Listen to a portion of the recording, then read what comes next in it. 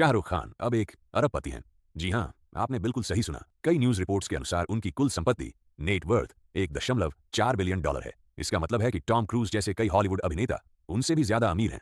रुपयों में यह रकम लगभग 12,400 करोड़ है। क्या आप जानते हैं कि यह कितनी बड़ी रकम है? यह बात सचमुच अविश्वसनीय लगती है। अगर इस पैसे को सिर्फ बैंक में 7% की मामूली ब्याज दर पर भी रखा जाए तो इससे ब्याज के तौर पर ही 870 करोड़ रुपए मिलेंगे। अगर इसमें से 40% टैक्स भी काट लिया जाए तब भी साल भर में 500 करोड़ रुपए बचेंगे। 500 करोड़ रुपए से क्या क्या किया जा सकता है? किसी भी बेहतरीन एयरलाइन की सबसे अच्छी फर्स्ट क्लास सीट की कीमत लगभग 10,000 रुपये होती है। अगर वे हर दिन ऐसी ही किसी फर्स्ट क्लास फ्लाइट में सफर करें तब भी इसका कुल खर्च सिर्फ 35 से 36 करोड़ रुपये ही आएगा। दुनिया के सबसे महंगे होटलों और सबसे महंगे सूट्स में ठहरने का किराया भी लगभग 10,000 रुपये प्रति रात होता है। अगर वे हर साल ऐसे ही होटलों में ठहरें तब भी उनका कुल खर्च 35 से 36 करोड़ रुपए से ज्यादा नहीं होगा। लेकिन अब बात थोड़ी और आगे बढ़ेगी। कुछ लोग कहेंगे, अरे ये तो शाहरुख खान है, भला ये होटलों में क्यों ठहरेंगे? इसलिए वे एक प्राइवेट जेट खरीद लेंगे। दोस्तों, एक औसत दर्जे के प्राइवेट जेट को खरीदने और उसके रख रखाव मेंटेनेंस पर लगभग 200 करोड़ रुपए का खर्च आता है। इसके अलावा आप कह सकते हैं कि हर साल वे दुनिया में एक बहुत ही अल्ट्रा लग्जरी प्रॉपर्टी खरीदते हैं जिसकी कीमत 100 करोड़ रुपए होती है। इन सब के बावजूद उनका साल भर का खर्च 400 करोड़ रुपए तक पहुंच जाता है। इससे भी ज्यादा उन्हें बैंक से ही 7% का ब्याज मिल रहा होता है। यानी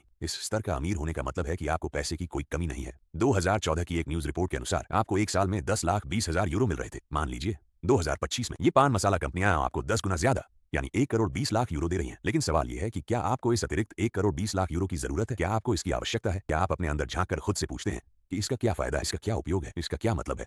और दूसरी तरफ जरा सोचिए, अगर इस देश का कोई शीर्ष अभिनेता इन चीजों का प्रचार करना बंद कर दे तो क्या इससे कोई खतरा पैदा होगा?